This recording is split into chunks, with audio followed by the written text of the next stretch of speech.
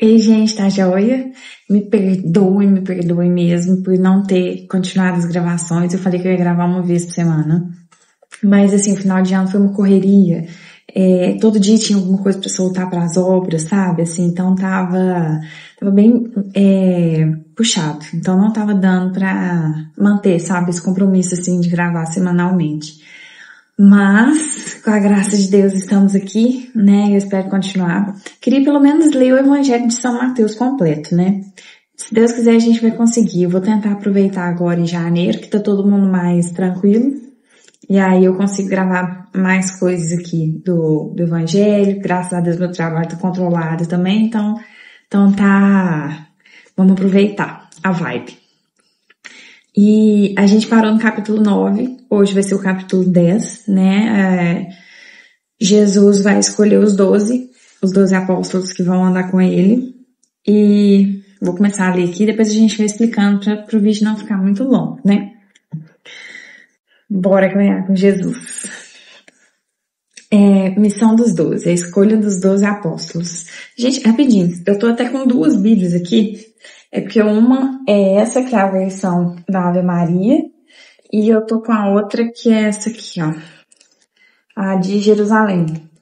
É porque tem variação, sabe, assim, de palavras e tal, então tem algumas coisas que talvez a gente não entende em uma, a gente pega em outra. É sempre bom ter mais de uma Bíblia, porque cada uma Deus vai falando de uma forma diferente. Talvez alguma palavra toque mais profundamente ou faça mais sentido. Essa aqui é mais fiel ao hebraico, porque ela é uma tradução direta do hebraico. Agora, essa aqui, que é a da Ave Maria, é uma tradução do francês. Então, ela não pegou o livro, os escritos hebraicos e traduziu direto, né? Ela pegou os escritos, o do hebraico traduziu para o francês e do francês traduziu para o português. Então, os teólogos, né, mais refinados preferem essa aqui, né, porque fala que ela é mais fiel ao texto. Só que eu, como uma mariana, né, assim, eu li essa Bíblia aqui inteira só porque ela tinha Maria na capa. Então, todos os dias parece que era minha mãe me chamando todo dia para ler. Então, eu tenho um carinho muito grande pela edição da Ave Maria. Não que essa aqui eu amo, adoro essa aqui também, adorei a disposição dela também, mas eu tenho um carinho especial por aquela. Então é isso, tá? Só pra vocês entenderem essas diferenças entre Bíblias. Então, vamos lá, capítulo 10. Discurso apostólico, missão dos 12. Jesus, né, ó. Jesus chamou os 12 discípulos e deu-lhes autoridade de expulsar os espíritos impuros e de curar toda sorte de males e enfermidades. Estes são os nomes... Aqui, ó, rapidinho. Vou só mostrar como que tá na outra pra vocês verem que dá diferença. Ó, Jesus reuniu seus 12 discípulos. Conferiu-lhes o poder de expulsar os espíritos imundos e de curar todo mal e toda enfermidade. Então, aqui, ó, nessa eu achei interessante porque usa a palavra autoridade. Chamou os 12 discípulos e deu-lhes autoridade. O que é autoridade, né? Assim, você só passa a ter autoridade sobre alguma coisa quando alguém te legaliza sobre essa coisa, né? Então, no caso, para pregar o evangelho, né? Para falar sobre o evangelho, Jesus chamou eles e deu autoridade para eles, né? Tipo, eu tô autorizando vocês a fazer isso. Eu tô autorizando vocês a levarem a minha palavra, né? Então, você tá autorizado. Então, as pessoas que são autorizadas a falar, elas têm mais... a palavra vai tocar mais, né? Assim, vai ser mais... Vai ter unção, como se diz, que é diferente. Rapidinho. Eu achei isso aqui o máximo no meu devocional, peraí. Unção é diferente de dom. Gente, eu leio esse devocional aqui, como se diz, não é católico, meus seguidores católicos, né, mas eu prezo muito pelo cristianismo, pelas pessoas que seguem Cristo, e a gente consegue discernir quem tá falando pelo dom do Espírito Santo e quem não tá. né? Existem muitos católicos que não conhecem a Cristo e existem muitos protestantes que também não conhecem a Cristo. Assim como existem cristãos em ambos, né? Então, quando é cristão verdadeiro, a gente consegue reconhecer. E essa aqui é uma, eu vejo que ela é muito cristã mesmo, sabe? Assim, ela é uma pessoa que realmente ama a Deus. Então, eu gosto do devocional dela, porque muitas vezes a gente lê só coisas masculinas, e é diferente, a vida do homem é diferente da vida da mulher. Então, eu gosto muito de também ler sobre mulheres, né? Sobre mulheres cristãs que também querem levar uma vida com Cristo, né? Que seguem Jesus e querem viver. Só que a nossa missão realmente é diferente da missão dos homens. Então, ouvir outras mulheres me faz bem, sabe? Eu gosto muito de ouvir mulheres. E essa é uma que eu adoro. Aí até no meu devocional, ela foi de 14 de janeiro, ela fala: existe uma diferença entre dom e unção. Pessoas talentosas podem lotar estádios e agitar multidões. Mas como afirma o profeta Isaías, somente a unção é capaz de quebrar o jugo. Quem se move apenas pelos dons que carrega, corre o risco de confiar cegamente em sua própria capacidade. Na realidade, tendo ou não habilidades excepcionais, é possível deixar de ouvir o direcionamento divino e se tornar independente do Senhor. Enxergamos a consequência disso ao longo das gerações. Tantas vozes lindas e palavras polidas, entretanto sem autoridade de Cristo. A unção é derramada para um propósito específico e nos confere a capacitação de que precisamos para cumprir a vontade de Deus. Isso quer dizer, como azeitonas que são prensadas para produzir azeite, necessitamos que o Senhor nos esmague, a fim de adquirirmos a unção. Lembre-se, ele não está buscando exibicionistas, mas pessoas que passem pelo processo de esmagamento, com o propósito de serem corrigidas, moldadas e purificadas, para carregar a unção que leve boas novas aos pobres. Consola os de coração quebrantado, proclama que os cativos serão soltos e os prisioneiros libertos.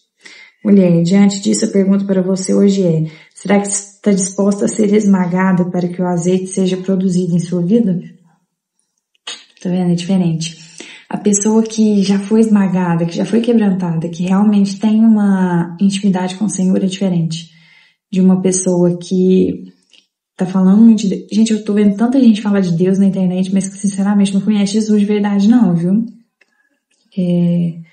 Jesus é amor, Jesus é tudo, mas assim, essa prosperidade que pregam só financeira é bem diferente da prosperidade que o Senhor deseja pra gente. A parte financeira é só uma questão. Que o amor dele, o que ele quer da gente é muito mais que isso. Porque existe realmente um quebrantamento interior muito forte, muito grande. A gente luta muito mais contra nós mesmos do que contra outras pessoas, né? Esse esmagamento, sabe, essa unção, essa autoridade para falar de Deus realmente ela vai da experiência de vida da pessoa e uma experiência verdadeira com o Senhor. É bem diferente de quem tá aí falando de Deus, mas não viveu realmente um processo com ele. Tá, vamos lá ler o texto, que senão eu me perco aqui. Eu vou ler aqui na outra, sabe por quê? Eu gostei da palavra autoridade que está aqui na Bíblia de Jerusalém. Mas eu ainda amo a linguagem da Bíblia Ave Maria. Eu acho que ela é mais fácil de entender. Então eu vou voltar aqui para Ave Maria. Vou continuar também do jeito que a gente já estava lendo, sabe? Então vamos. Escolha dos 12 apóstolos. Jesus reuniu seus 12 discípulos. Conferiu-lhes o poder de expulsar os espíritos imundos e de curar todo mal e toda enfermidade. Conferiu-lhes o poder de expulsar os espíritos imundos e de curar todo mal e toda enfermidade. Então eles tinham autoridade para expulsar demônio e de curar todo mal e toda enfermidade. Então, gente, esse aqui, todos nós carregamos, só que a gente precisa despertar. Quando a gente despertar para o nosso propósito, quando a gente despertar para a autoridade que Deus nos deu, despertar para a identidade que a gente tem, para quem Deus nos fez para ser, a gente consegue tudo isso aqui.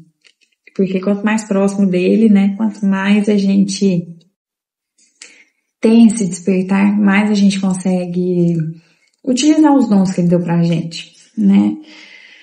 Ó, eis os nomes dos 12 apóstolos. O primeiro, Simão, chamado Pedro, depois André, seu irmão, Tiago, filho de Zebedeu, e João, seu irmão. Filipe e Bartolomeu, Tomé e Mateus, o publicano, Tiago, filho de Alfeu e Tadeu, Simão, o cananeu, e Judas Iscariotes, que foi o traidor. Coloco o Judas por último, não é à toa, né, gente? Só um detalhezinho aqui, ó. Vocês viram que são 12 apóstolos? Os 12 apóstolos significam as 12 tribos de Israel. Não sei, mais uma curiosidade aqui. Não sei se vocês já folhearam a Bíblia de vocês, mas aqui tem alguns mapas. Porque tudo aqui na Bíblia é em relação aos judeus, tá, gente? Não é que em relação aos judeus, mas o primeiro povo escolhido, né, foram os judeus. E é tudo ali, né, no país de Israel, né, naquelas terras lá.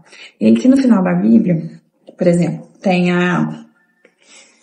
um mapa aqui, ó, que são as 12 tribos de Israel, que é num período em que... Não, tá horrorosa, gente, não fiz essa semana, tá? Pera aí.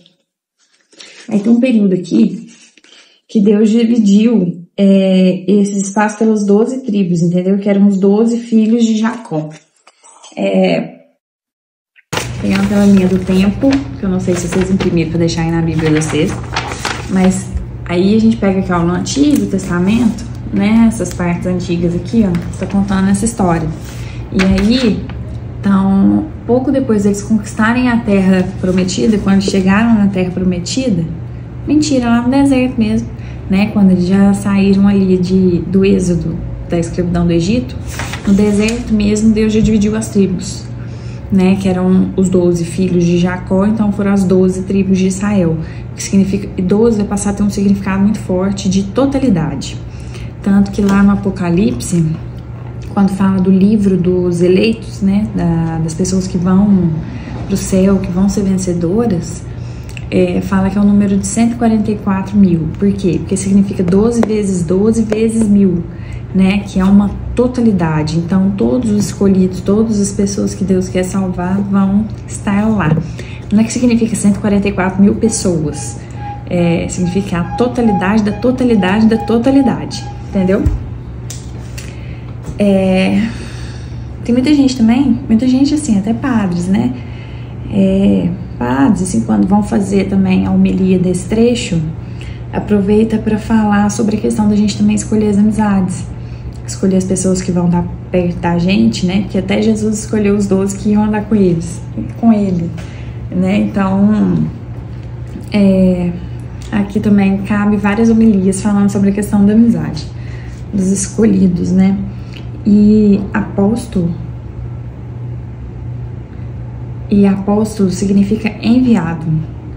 Então são os 12 que Jesus escolheu para serem os enviados. E aqui Jesus andava com muita gente, sabe? Na época aqui que ele, né, tava andando ali por Israel, eram muitas pessoas que seguiam ele e muitas pessoas que queriam andar com ele. Então até tem um episódio que, se não me engano, eu não lembro se foi The Chosen ou uma outra série, que mostra ele reunido com várias pessoas, e aí ele começa a escolher os 12 que seriam os apóstolos. E aí o restante não foi escolhido, né? Pode continuar seguindo a Deus, sendo um discípulo, mas não era escolhido para ser da turminha ali de Jesus. Entendeu? E aqui também Pedro já adotou o nome dele, o novo nome, porque ele chamava Simão, né? Mas vai passar a chamar Pedro. E o nosso nome tem muito significado com o propósito da nossa vida, sabe? Com a nossa missão, com o que a gente vai fazer. E Pedro é a rocha, né? A rocha que Deus edificou a igreja. Então, bem legal essa parte. Bora lá e Judas também significa hipócrita, mentiroso. É uma palavra do aramaico. Todo nome tem significado. Bora lá.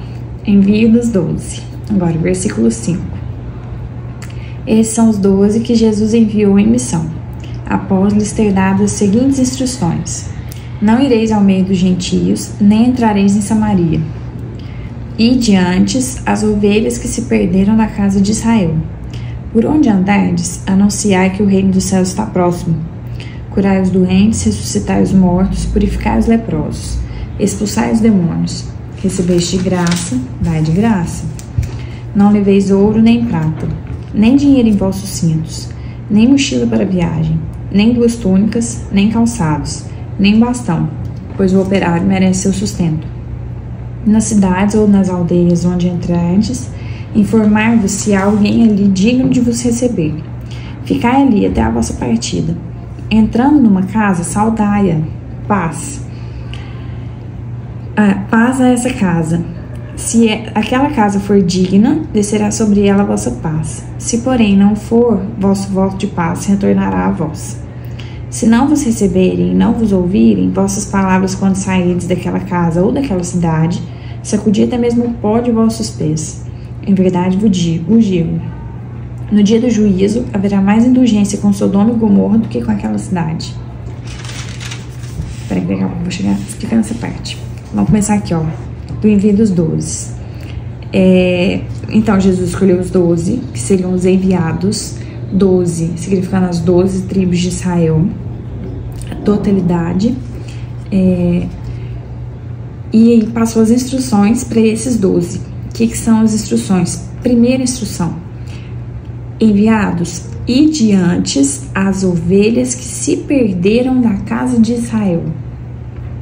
Isso aqui pra mim me tocou muito profundamente, sabe? Porque vocês lembram aqui pra trás também que ele fala não dar pérolas aos porcos? Então, tem hora que a gente quer falar de Jesus o tempo inteiro, né? Eu sei que a gente queria trazer todo mundo pra viver perto dele, mas é óbvio que tem algumas pessoas que não querem, né? Então, esses são os porcos. Mas, agora tem as pessoas que querem, tem as pessoas que querem ouvir, que são essas ovelhas que se perderam na casa de Israel. Jesus sempre vai comparar a gente ao rebanho de ovelha e ele é o nosso pastor. E o que são as ovelhas? Né? Assim, as ovelhas, elas são dóceis, né? Ovelhas têm um comportamento bem peculiar, assim, entre elas.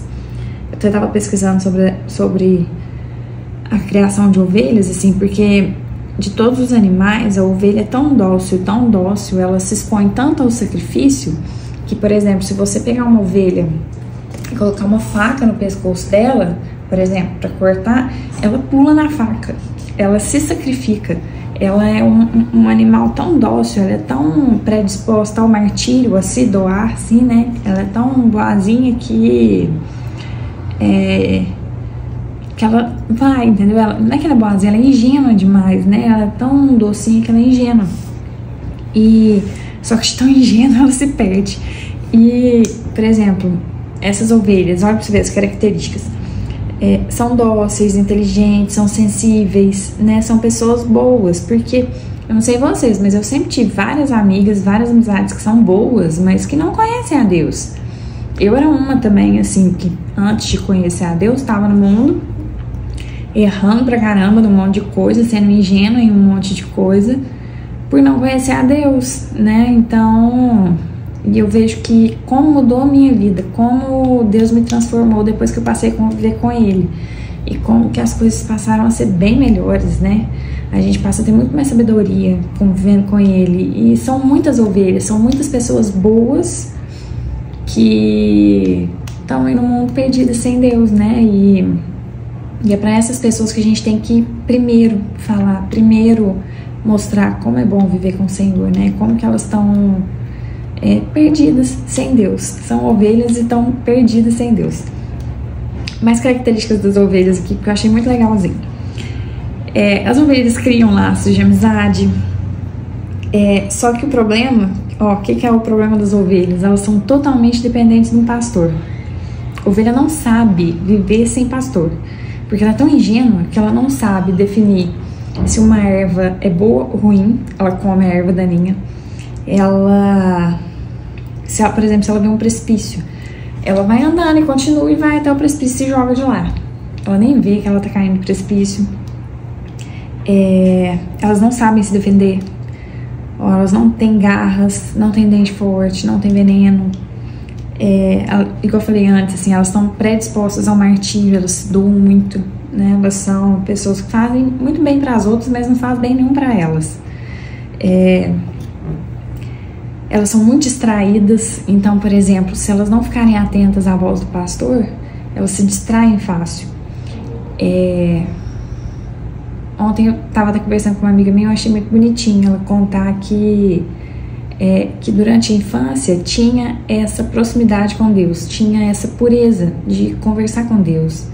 E à medida que vai crescendo, né, que o mundo vai te falando que não existe Papai Noel, que não existe Coelhinho da Páscoa, né, vão sempre colocando na nossa cabeça que não existe Deus e que não existe esse tipo de relação, né, da gente conversar com Ele e ter uma amizade com Ele.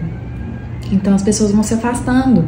São pessoas boas que estão aí, né, trabalhando, né, estão ralando para conseguir o seu, mas são ingênuos, né, foram afastando, foram se distraindo da voz do pastor, que sempre ouviram quando criança, né. Então o mundo vai seduzindo, o mundo vai distraindo, o mundo vai te tirando o foco, né. Assim, por exemplo, até esse semestre para eu gravar aqui, que eu não estava gravando, trabalho vai me puxando, né, as coisas, os outros afazeres vão tentando tirar esse tempo que a gente tem com Deus. Só que o certo é a gente cercar esse tempo com arame farpado para poder estar com Deus, estar na presença de Deus e manter essa intimidade com Ele. Porque nós nascemos para Ele, sabe? E a gente nunca vai encontrar paz se não tiver com Ele. E aí o que acontece com essas ovelhas ingênuas aqui, né? Ó, vão se afastando, vão deixando de ouvir a voz do pastor, vem o lobo e lá, né? E o pastor faz isso, o pastor vai defender a ovelha, o pastor que vai salvar a ovelha dos ataques dos lobos, das feras da noite, né? Então, o pastor é quem cura, o pastor cuida da ovelha. E outra coisa aqui que eu achei interessante quando uma ovelha fujona, quando uma ovelha tá fugindo demais, o pastor chega a quebrar as pernas dessa ovelha. O pastor tem uma vara, né? Ele anda com um cajado. E essa vara, esse cajado, além de puxar a ovelha de volta, né? Porque ele tem um símbolo de interrogação assim na ponta. Além de puxar a ovelha de volta, essa vara, esse cajado também serve para adestrar essa ovelha fujona. Então ele tem a capacidade de quebrar as pernas dela para ver se ela para de fugir, para ver se ela para de ficar andando no caminho errado. E aí, mesmo ele quebrando as pernas dela, depois ele vai cuidar dela, vai tratar dela, carregar ela nos ombros, curar dos machucados, até que a ovelha confie plenamente no seu pastor e pare de ser fujona. Outra coisa aqui, ó, as moscas conseguem entrar nos ouvidos das ovelhas e deixar umas larvas, sabe? E essas larvas vão crescendo e vai crescendo dentro, assim, ó, da cabeça da ovelha, a ponto delas debaterem, sabe? Ficar batendo a cabeça para poder ver se sai essas larvas. Então o pastor tem que jogar óleo na cabeça da ovelha para poder espantar as moscas, porque com o óleo as moscas não conseguem deixar essas larvas dentro do ouvidinho das ovelhas. Então, tá vendo como que é importante, assim, como que o mundo vai tentando nos ensurdecer, nos distrair, pra gente não ouvir a voz de Deus, né? E quanto mais a gente estiver perto do pastor, quanto mais a gente estiver próximo do nosso campo de visão, menos a gente se perde, né? A gente tem que estar com o ouvido bem atento para ouvir a palavra dele, para ouvir os comandos dele, para onde que a gente tem que ir, fazer ou não fazer, né? E tomar cuidado com as moscas para elas não tamparem nossos ouvidos e não ir para os precipícios, não ficar confundindo as ervas daninhas. Nós somos ovelhas, gente, é impressionante, a gente é totalmente dependente do nosso pastor.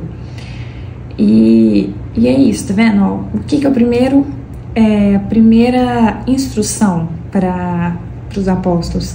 Ir diante as ovelhas que se perderam da casa de Israel, as ovelhas que se perderam de Deus, as ovelhas que são dóceis, que são filhos do Senhor, mas que estão aí no mundo perdida porque se distraíram aí em alguma parte do caminho e se afastaram de Deus.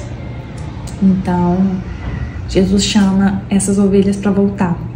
E ele larga as 99 para poder buscar essa uma, que é uma pessoa boa e que provavelmente tinha se perdido no mundo aí. Então, vamos continuar, ó. Por onde andares, anunciar que o reino dos céus está próximo. O reino dos céus está próximo, tá vendo? Outra coisa, todo mundo, eu e minha amiga, a gente comentava que quando essas igrejas mais protestantes, mais fortes, ficavam falando assim, ó, Jesus está voltando, Jesus está voltando. Parecia até que era algo muito longe, que Jesus não chega, né? Mas assim, o reino dos céus, ele é para começar a ser vivido aqui na terra. A partir do momento que a gente tem uma vida interior com Deus, que tem uma vida interior com Jesus, a gente começa a viver o céu aqui na terra. E o que é esse céu aqui na terra? Às vezes o mundo tá acabando lá fora, às vezes o mundo tá acabando ao nosso redor, mas a gente tem paz dentro. Por quê? Porque Jesus mora dentro. E quanto mais a gente estiver em paz com o nosso interior, com Deus, interiorizado com Ele, mais a gente começa a viver esse reino dos céus, sabe? Mais a gente começa a experimentar esse pedacinho do céu. A presença do Senhor dentro da gente. Então, o reino dos céus não é algo distante, ao mesmo tempo que pra gente morrer, né, e morar lá, mas ele pode começar aqui.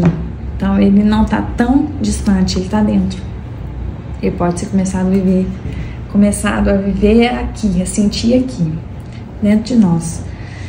Santo Agostinho tem uma frase que ele fala assim: Senhor, eu te procurei tanto fora e tu estavas dentro. E hoje o Senhor vem me visitar. Eu quero estar em casa.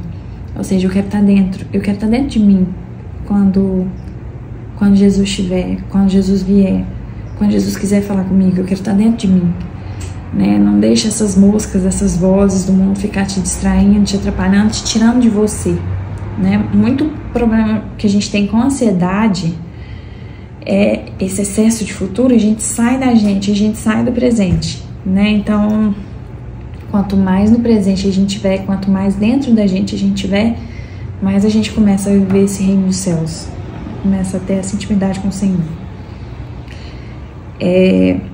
Terceira instrução: curai os doentes, ressuscitai os mortos, purificai os leprosos, expulsai os demônios, recebeste de graça dai.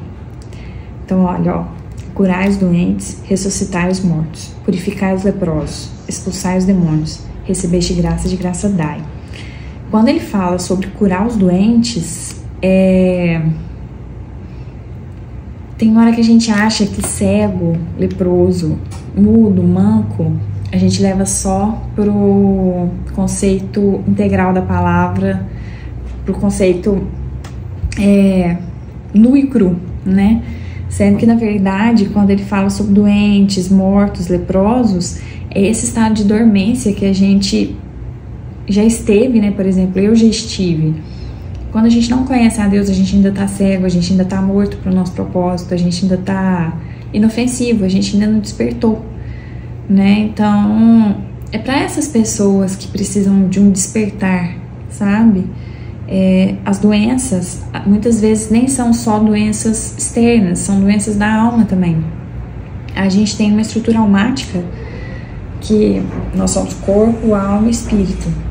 O nosso corpo, né, a gente pode ver, e por mais que você até encontre algum corpo semelhante a outro, a estrutura almática, ela tem uma variedade muito maior, né, do que a variedade de corpos. Se os nossos corpos já são diferentes, mesmo se custa encontrar um igual ao seu, a estrutura da alma é mais diferente ainda, né? Então,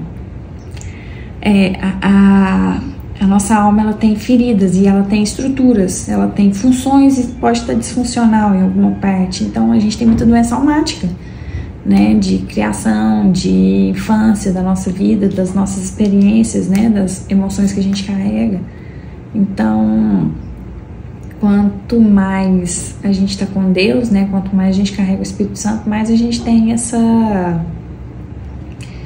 dom da cura, né? Porque muitas vezes um abraço cura, uma palavra cura, uma atenção cura, né? Tomar um açaí com uma pessoa pode curar, uma pessoa, né? Você pode estar dando atenção para uma pessoa. Então, só de estar vazio de si e cheio do Espírito Santo, tem muita cura que pode acontecer. Muita cura de relacionamento, né? Muita cura de carência, né? Então, não só as curas de doenças externas, mas muita coisa que é almática e espiritual mesmo, né? Assim, o próprio amor faz isso. Receber de graça dá. Tem gente que tá aí complicando os negócios no YouTube também, achando ruim de cobrar de obra de evangelização. Gente, as obras precisam continuar, viu? Tem que comprar e tem que pagar mesmo. Agora, vou nem entrar nesse assunto não, que eu acho que é polêmico. Ó, bora lá, parágrafo 9. Parágrafo 9.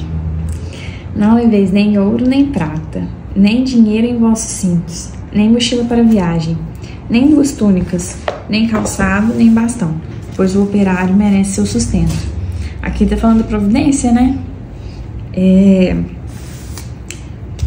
Eu sei que é muito difícil acreditar, eu sei que tem muita gente que é tão descrente, né? Que é difícil pensar que possa existir isso, mas até o próprio dízimo, gente. Tem gente que acha que, no caso, os 10% ou o dinheiro que a gente der para a igreja, a gente tá dando para a igreja. Sendo que, na verdade, não. Se nós temos, a gente tá literalmente devolvendo um pouco do que Deus nos deu. Porque tudo que a gente tem é Deus que nos dá.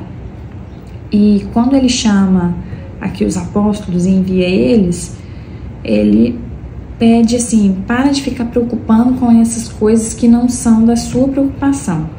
As suas provisões, o seu sustento, sou eu que vou prover. E através das pessoas, através das doações.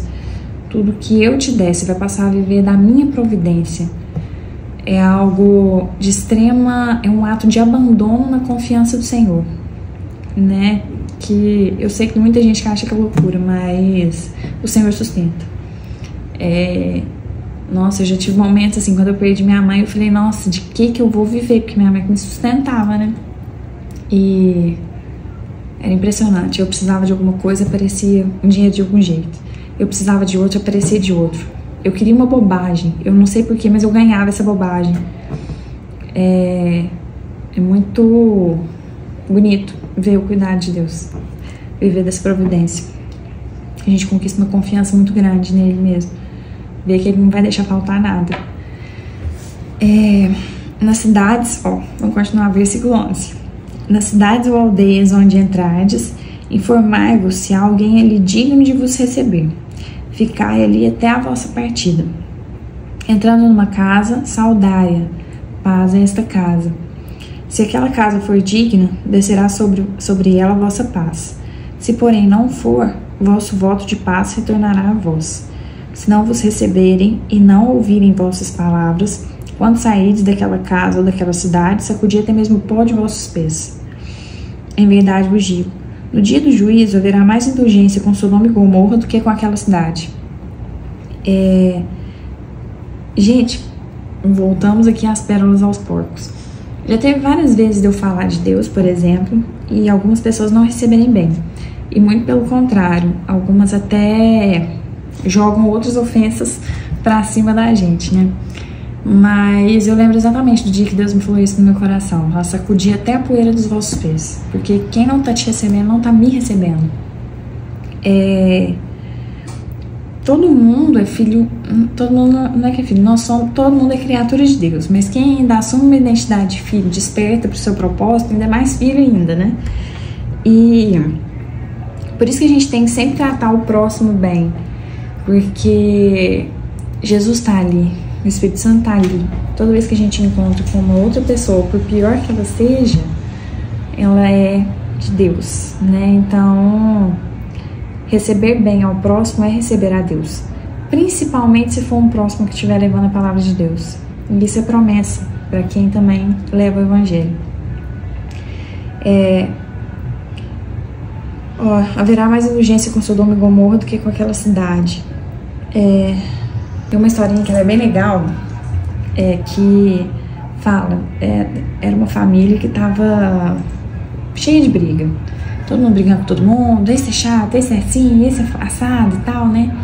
E aí um padre foi lá, falou, ó, toma cuidado, porque Jesus tá morando em algum de vocês aqui. Eu não sei quem que é, mas tem um aqui que é Jesus, que Jesus tá morando aqui. E falou, e aí falou assim pra família e tal. E aí todo mundo ali daquela família começou a se tratar bem, pensando que era Jesus. Tipo assim, nossa, será que Jesus é minha mãe? Nossa, será que Jesus é meu pai? Nossa, será que Jesus é meu filho? E um começou a tratar o outro bem, porque ninguém sabia quem que era Jesus.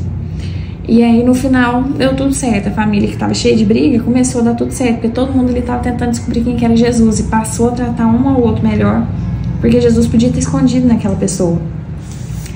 E que sejamos assim, porque Jesus está escondido em todas as pessoas, né? Por mais que a gente não veja, por mais que a gente ache defeitos nas pessoas, né? A gente tem que aprender a enxergar o Jesus que está na pessoa e tratar elas bem. Por quê? Porque a partir do momento que a gente enxergar Jesus e passar a tratar essas pessoas bem, a paz vai descer sobre nós, né? Então, o bem que a gente faz pro outro, ele volta para nós. E não é pensando na próxima pessoa, por exemplo, eu vou te tratar bem para que você me trate bem. Não, eu vou te tratar bem porque eu sou fiel ao meu Deus e em respeitar ao meu Deus eu te trato bem, porque aí o meu Deus vai me recompensar através de você. É sempre por Deus. A gente tem que tomar muito cuidado com as intenções do nosso coração. Que muitas vezes a gente pensa nas pessoas, mas o canal é sempre Deus. Porque dele, por ele eu te trato bem, por amá-lo eu te amo, por respeitá-lo eu te respeito. É bem assim. E aí ele vai retribuindo as graças e ele vai nos honrando de acordo com a forma que a gente trata os nossos irmãos. Próximo, vamos continuar. Anúncio e perseguição. Versículo 16. Eu vos envio como ovelhas no meio de lobos. Ó, Jesus falando que a gente é ovelha de novo. Sede, pois, prudentes como as serpentes, mas simples como as pombas. Cuidai-vos dos homens, eles vos levarão aos seus tribunais, e sereis açoitados com varas nas suas sinagogas. Sereis por minha causa levado diante dos governadores e dos reis. Servireis assim de testemunho para eles e para os pagãos. Quando fordes presos, não vos preocupeis nem pela maneira com que haveis de falar, nem pelo que haveis de dizer. Naquele momento vos será inspirado o que haveis de dizer. Porque não sereis vós que falareis, mas é o Espírito de vosso Pai, que falará em vós. O irmão entregará seu irmão à morte, o pai, seu filho. Os filhos se levarão contra seus pais e os matarão. Sereis odiados de todos por causa do meu nome, mas aquele que perseverar até o fim será salvo. Se vos perseguirem numa cidade, fugi para outra. Em verdade vos digo, não acabareis de percorrer a cidade de Israel antes que volte o Filho do Homem. O discípulo não é mais que o mestre, o servidor não é mais que o patrão. Basta ao discípulo ser tratado como seu mestre e ao servidor como seu patrão. Se chamaram de Beelzebul ao pai de família, quanto mais o farão as pessoas da sua casa. Não os temais, pois, porque nada há de escondido que não venha à luz, nada de secreto que não se venha a saber. O que vos digo na escuridão, dizei-o às claras. O que vos é dito ao ouvido, publicai em cima de telhados. Não temais aqueles que matam o corpo, mas não podem matar a alma. Temei antes aquele que pode precipitar a alma e o corpo na jena. Não se vendem dois passarinhos por um aço? No entanto, nenhum cai por terra sem a vontade de vosso Pai. Até os cabelos de vossa cabeça estão todos contados. Não temais, pois, bem mais que os pássaros valeis vós. Portanto, quem der testemunho de mim diante dos homens, também eu darei testemunho dele, diante do meu Pai que está nos céus. Aquele, porém, que me negar diante dos homens, também eu negarei diante do meu Pai que está nos céus. Então, olha aqui, ó. Aqui Jesus já avisa, né? Vai começar a perseguição. O que acontece? Não é que vai começar a perseguição. Ontem eu estava até explicando isso para uma amiga minha.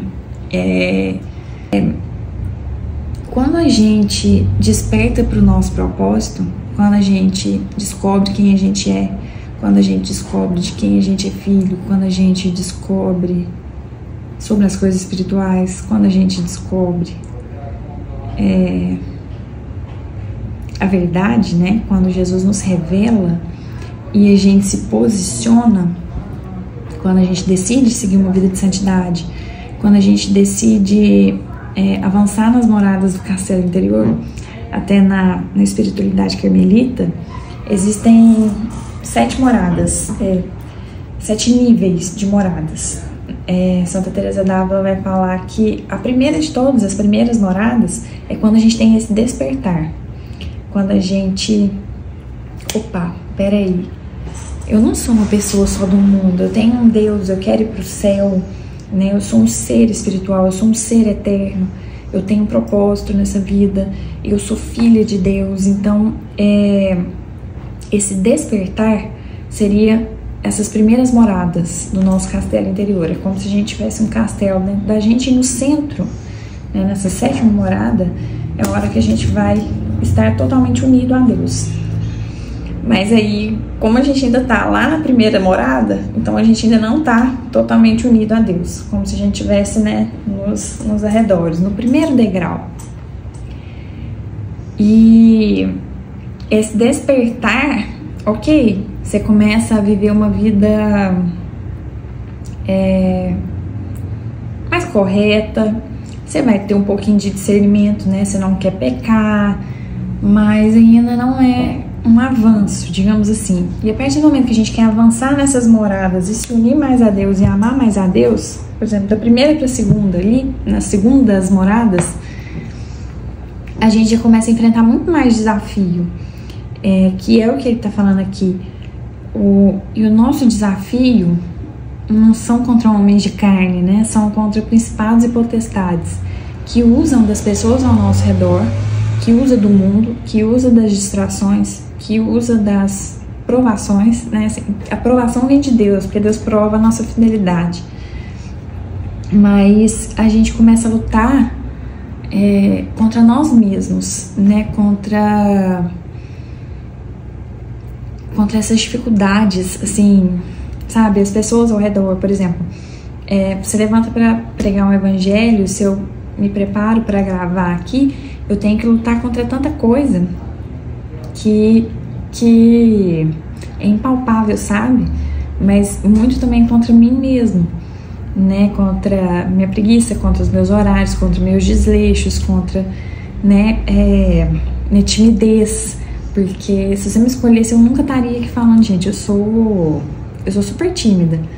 E quando Deus quer, Ele te faz lutar contra muitas coisas das nossas características almáticas, assim, né? E que a gente tem que ir se moldando para ficar no agrado dele, sabe? Então, e Jesus vai falando isso. Olha, por exemplo, eu vos envio como ovelhas no meio de lobos. Eu era uma totalmente ingênua. E Deus foi me ensinando sobre a prudência, né? O que ele fala? Ó, seja, pois, prudentes como as serpentes, mas simples como as pombas. As pombas, elas são puras, mas por serem tão puras, elas são devoradas. Então, ao mesmo tempo que a gente tem que estar ali no meio das pessoas, né? A gente vive no mundo, a gente tem que ter uma certa prudência e uma malícia como a serpente, para também não ser devorado. Porque quando Deus fala que a gente tem que ser humilde, não é sobre ser humilhado pelas pessoas, a gente tem que se humilhar perante a Deus, mas não tem que aceitar certas humilhações de outras pessoas. Então a gente tem que ter essa prudência, essa esperteza da cobra, da serpente, né, para não falar na hora errada, ter sabedoria com as palavras, né, ter uma cautela, não ser tão impetuoso, tão imprudente, né, tão agir por impulso. A gente tem que ter esse autodomínio, mas sem perder essa pureza das pombas, sem perder a pureza, mas não ser ingênuo a ponto de ser traído, né, de se deixar levar pela conversa das pessoas, de ser... Tem tanto vendedor por aí, né, tentando vender tanta coisa pra gente, né, tentando influenciar de tantas formas. O inimigo ele vai tentar atacar a nossa identidade de toda forma. Tentar vender ideias, né, de quem nós não somos. Então, é isso que Deus pede pra gente. Então, ele vai trabalhando esse caráter, vai amadurecendo a nossa identidade, né? Então, ser ovelhas no meio de lobos, né? Prudentes como as serpentes, mas puros como as pombas, simples como as pombas, sem perder essa essência da ovelha, né? Então, cuidado. E ele já vai avisar que realmente a gente tem tribulação o tempo inteiro, tem tribulação na família, tem tribulação no trabalho, né? Vão acontecer várias coisas. Aí já deixa avisado aqui, ó. Cuidai-vos dos homens. Eles vos levarão aos seus tribunais e sereis açoitados com varas nas suas sinagogas. Sereis por minha causa levados diante dos governadores dos reis. Servireis assim de testemunho para eles e para os pagãos. Isso aqui, gente, já aconteceu muito, sabe? Assim, a Bíblia, para chegar até nós, ela tem um custo muito alto de sangue. Muitas pessoas morreram defendendo o Evangelho, guardando esses textos para nós, para a gente ter eles até hoje, né? Por amor ao Evangelho. Várias pessoas aqui foram martirizadas mesmo, né? Então, teve um preço muito alto. A gente tem a Bíblia a custo de sangue, né? Então, honrar as palavras que estão aqui, né? Viver esse evangelho, agradecer essas pessoas, né? Que provavelmente foram santificadas porque amaram a Cristo, né? Souberam passar por essas tribulações tão pesadas. E diz que no final dos tempos vai ser mais ou menos igual no início dos tempos, né? Que os discípulos ficarão com o rosto do seu mestre, né? Se Jesus ficou todo desfigurado na paixão, que provavelmente nós ficaremos também. Versículo 19. Quando fordes presos, não vos preocupeis nem pela maneira com que haveis de falar, nem pelo que haveis de dizer.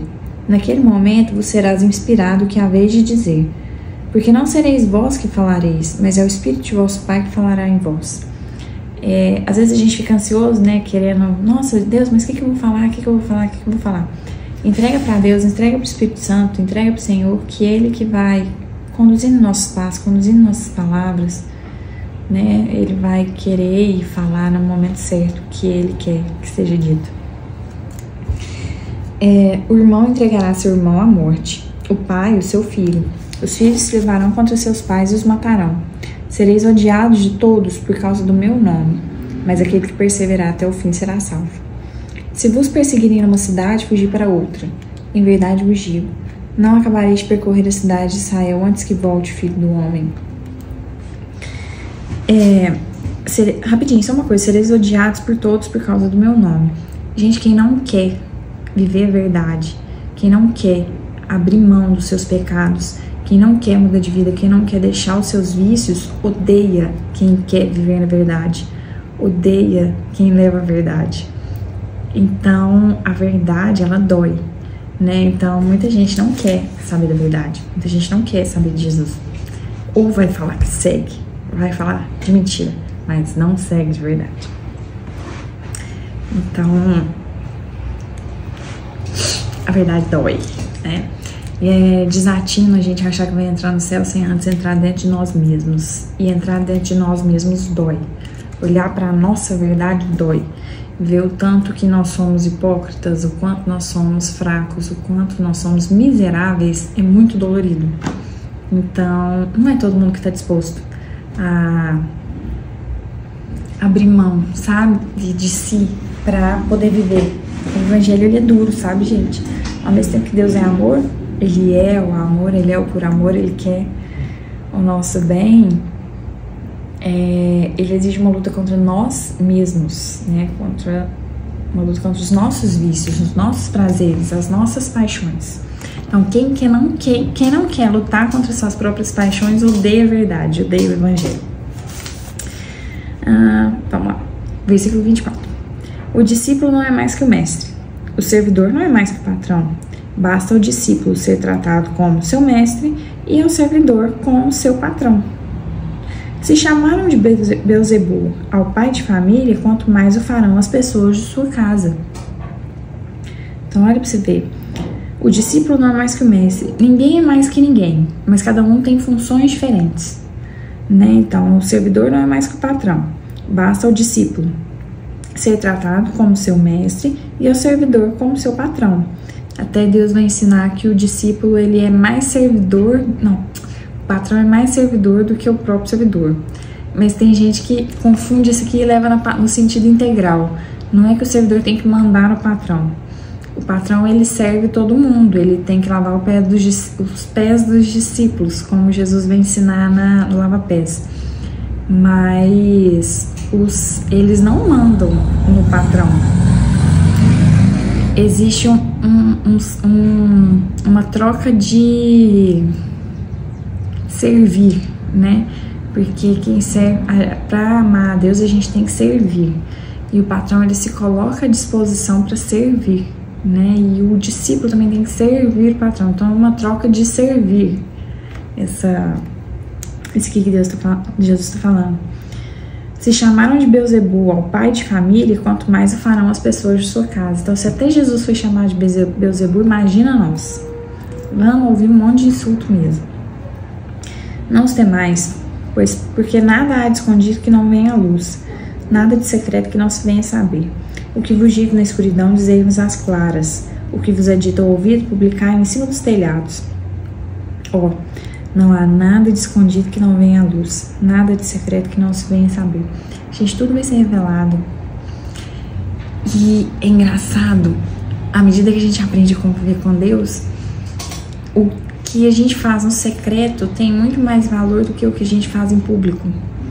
Porque é muito fácil fazer as coisas em público para ser exaltado, para enaltecer o nosso ego, as nossas vaidades, né? Então, isso é fácil para Deus. Agora, no secreto, na hora que ninguém tá vendo, na hora que ninguém não tem nem noção do que você tá fazendo, é isso que vale para Deus, as renúncias que você faz no secreto. O que a gente vive no escondido, no íntimo com Deus. E tudo isso vem à tona, porque Deus honra quem honra Ele no secreto. E Deus humilha. Quando a gente peca no secreto, Deus nos humilha em público. Aconteceu isso com Davi também, tá aqui em umas passagens para trás. Então, a nossa vida no secreto, ela é absurdamente importante, né? Para Deus, ela tem um valor imenso. Deus sonda os nossos corações, né? As nossas intenções, o que a gente faz no nosso interior e nas nossas ações onde ninguém tá vendo. O que vos digo na escuridão, dizei-os às claras. O que vos é dito ao ouvido, publicar em cima dos telhados.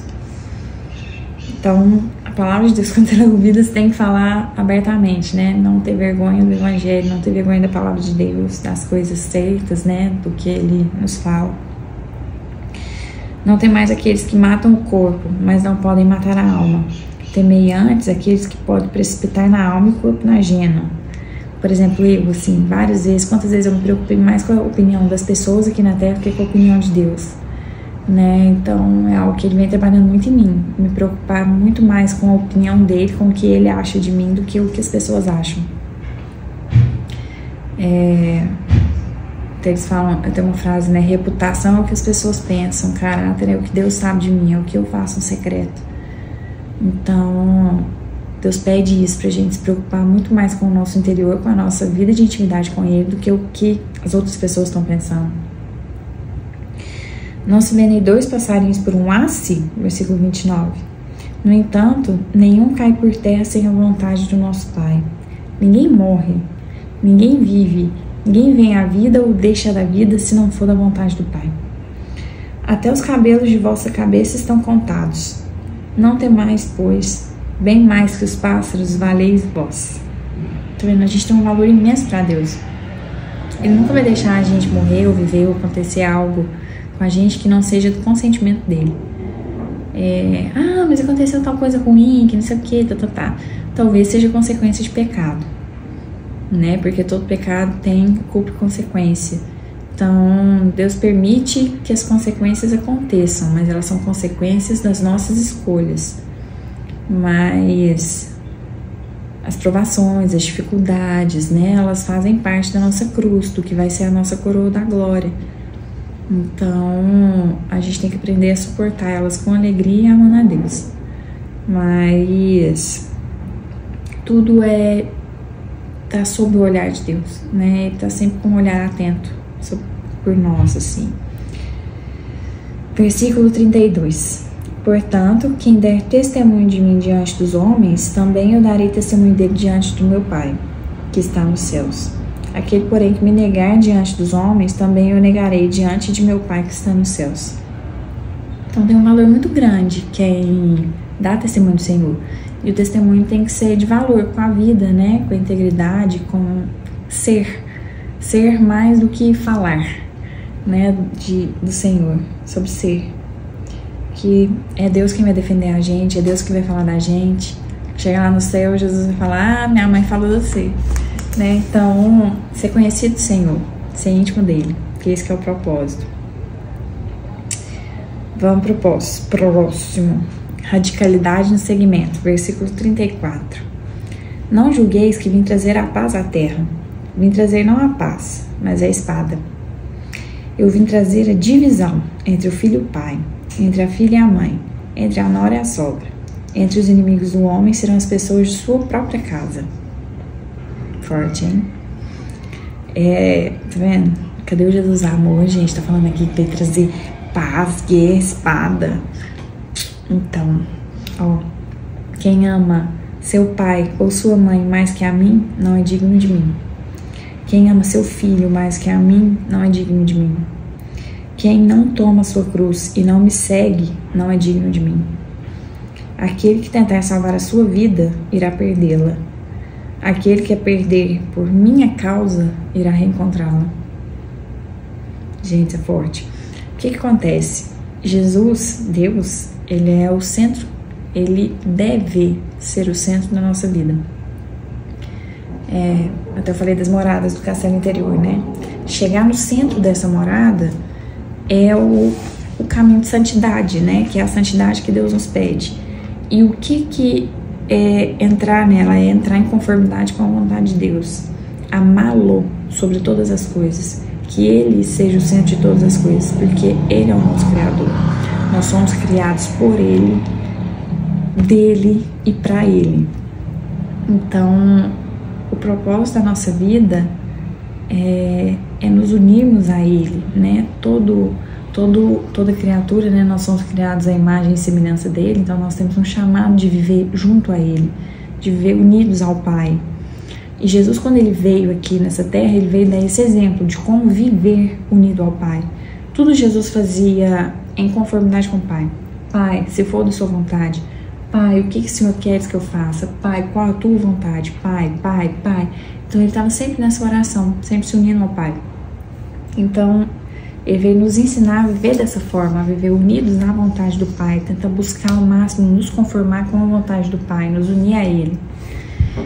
E, por exemplo, até quando eu perdi minha mãe, eu lembro que eu vi essa passagem e tudo e falava, né, quem ama pai e mãe mais que a mim não é digno de mim. Então eu lembro que eu tive que abrir mão de todo o meu sofrimento, sabe, de toda a saudade, assim, por amor a Deus. Porque se eu amo a Deus, eu não tenho que ficar irritada com Ele porque Ele tirou minha mãe. Eu não tenho que ficar fazendo showzinho, birrinha, porque Ele tinha levado a minha mãe, né? Eu aprendi a amá-lo sobre todas as coisas, né? Eu aprendi o que era verdadeiramente esse primeiro mandamento, que parece tão simples, né? Que a gente fala muito. É fácil falar que Deus é o centro da nossa vida, ou fácil falar que ama a Deus, mas na hora da tribulação, na hora que a gente tem que amá-lo realmente, na hora do vamos ver se a gente ama Ele mais que todas as coisas, é difícil. E é difícil, mas ao mesmo tempo é libertador também, porque a gente nasceu para crescer nesse amor. As pessoas pensam que amor é algo aqui da terra, que é algo entre mim e meu marido, entre mim e filhos, eu, pai, mãe, entre nós e as pessoas. Mas não, nós somos criados pelo amor e para o amor. Deus é um amor. Enquanto a gente não se une em amá-lo, em viver por amor a Ele, em amar Ele de verdade, não está cumprindo o propósito, não está cumprindo com o que Ele pede, né? Assim, viver amando Ele. Porque quando a gente ama Ele, a gente passa por todas as dificuldades, assim, a gente passa...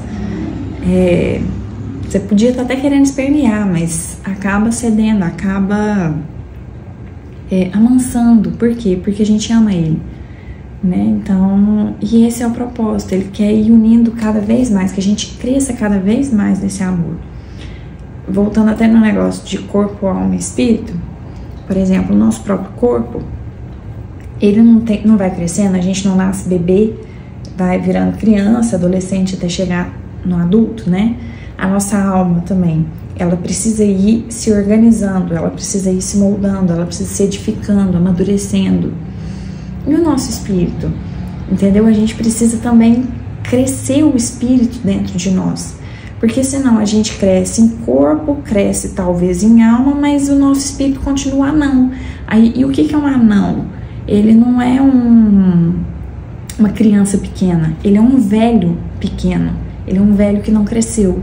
Então a gente precisa crescer de forma integral, né? Que o nosso corpo, a nossa alma e o nosso espírito cresça, que Deus cresça em nós, que o nosso amor a Deus cresça em nós, né? Para que Ele possa ser mais em nós. E quanto mais a gente ama Ele, né? Mais a gente cresce. E é integral, é muito bonito, né? Então, até, né, a Igreja Católica, né? Nós temos é sempre falado, né? Tem o inferno, o céu e o purgatório. O purgatório é o quê? São para essas almas que não cresceram no amor, que não cresceram no espírito. Então não fizeram o dever de casa aqui na Terra, porque aqui na Terra a gente tem que crescer integralmente, a gente tem que crescer no corpo, crescer na alma e crescer no espírito. Quando a gente não cresce em alguma dessas áreas, quando a gente tem alguma disfunção, né, não cresceu no amor ou não configurou a alma unida ao espírito e unida ao corpo, então lá no purgatório vai acontecendo esse dever de casa, entendeu? Vai acabar de chegar no lugar, porque só entra no céu quem cresce no amor. São João da Cruz fala que no final da vida seremos julgados pelo amor, com o quanto a gente amou a Deus, com o quanto a gente ama. E esse amor não é primeiro ao próximo, é primeiro a Deus, porque amando a Deus eu me amo, porque Ele me ama, então eu me sinto amado, e depois eu amo ao próximo. Assim como eu me amo, eu passo a amar o próximo. Mas tudo depende do amor de Deus. Se eu não amar a Deus, se eu não aprender esse amor sobre todas as coisas, eu nunca vou conseguir amar o próximo direito, muito menos me amar. Porque se eu também não sei me amar, então eu não sei amar o próximo. Então tudo começa com o amor a Deus e amá-lo acima de todas as coisas, que Ele seja verdadeiramente o centro de todas as coisas. No final, aquele que perderá a vida por minha causa irá reencontrá-la.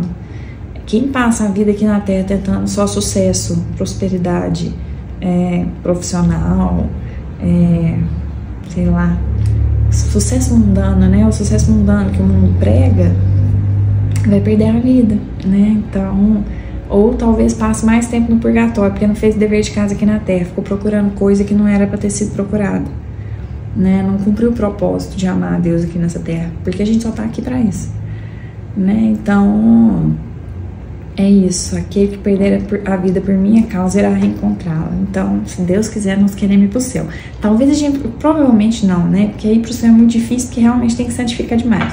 Mas passar menos tempo no purgatório, se Deus quiser, né? Vamos crescer no amor.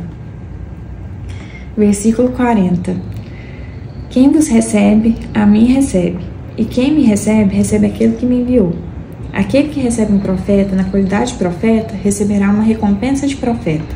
Aquele que recebe um justo na qualidade de justo, receberá uma recompensa de justo. Todo aquele que der ainda que seja somente um copo de água fresca a um destes pequeninos, porque é meu discípulo, em verdade vos digo, não perderá a sua recompensa. Após ter dado instruções aos seus 12 discípulos, Jesus partiu para ensinar e pregar nas cidades daquela região. Então olha para você ver como que é essa questão do amor ao próximo. Por que a gente tem que tratar o próximo bem? Porque o próximo é Deus nos provando. Você me ama? Então trata essa pessoa bem. Você me ama? Trata essa pessoa bem. Você me ama? Recebe essa pessoa. Você me ama? Suporta essa pessoa. Você me ama? Você me ama? Você me ama? Então, amar o próximo, nos amar, mas saber amar o próximo, porque o Espírito Santo também está nele. E sempre que a gente amar o próximo, por amor a Deus, ele nos retribui. É sempre, sempre, sempre. Porque é promessa, tá vendo? E ele é fiel nas promessas dele. Então, ele sempre vai cumprir com as promessas dele. Gente, finalizamos aqui o capítulo 11. Espero que vocês tenham gostado. Não, 11 não, gente. Capítulo 10. Agora que a gente vai pro capítulo 11. Espero que vocês tenham gostado. Eu vou finalizar aqui pro vídeo não ficar tão grande. E aí eu prometo não demorar pra gravar o capítulo 11, tá? Beijos!